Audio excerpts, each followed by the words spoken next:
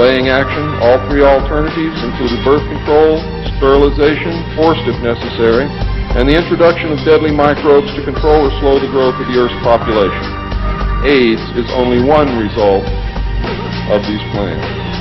There are others. It was decided, since the population must be reduced and controlled, that it would be in the best interest of the human race to rid ourselves of the undesirable elements of our society.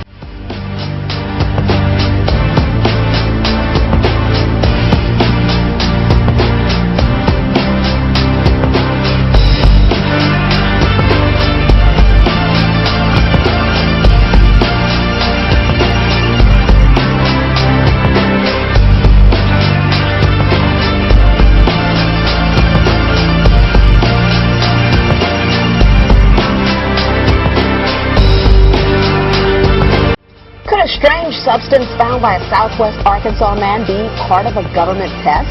Well, that's the question at the heart of a phenomenon called chemtrails, now getting widespread attention. Well, tonight, KSLA News 12 investigation reporter Jeff Farrell shows us the results of testing we had done about what's in our skies. It seemed like some mornings it was just crisscrossing the whole sky. It was just like a giant checkerboard.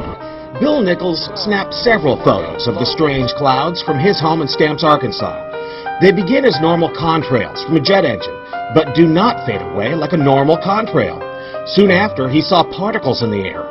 Because we'd see it drop to the ground in a haze. Nichols then noticed the material collecting on the ground. This is water and stuff that I collected in bowls. I had it set out in my backyard on my dad's pickup truck. KSLA News 12 had the sample tested at a lab. The results? A high level of barium, 6.8 parts per million, more than 3 times the toxic level set by the EPA. Armed with these lab results about the high levels of barium found in our sample, we decided to contact the Louisiana Department of Environmental Quality. They told us that yes, these levels are very unusual, but at the same time they added the caveat that proving the source is a whole nother matter. Barium is a hallmark of other chemtrail testing, which even attracted attention from a Los Angeles TV station. There's already no shortage of unclassified weather modification programs by the government.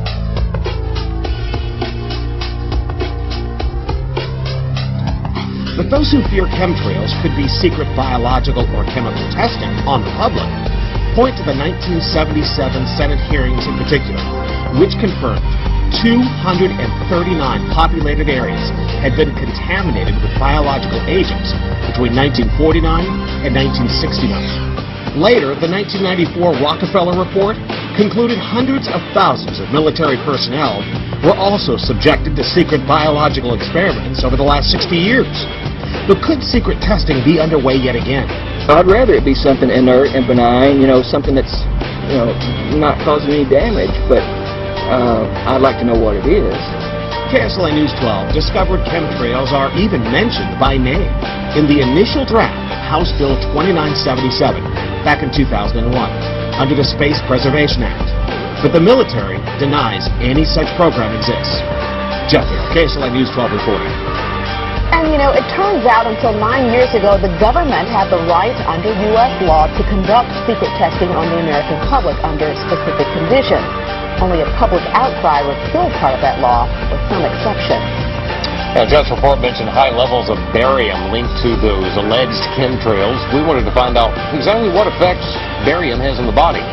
We spoke with Mark Ryan, the director of the Poison Control Center. Ryan tells KSLA News 12 that short-term exposure can lead to anything from stomach to chest pains. Long-term exposure causes blood pressure problems. Ryan addressed concerns by chemtrail researchers that barium could be meant to wear down a person's immune system.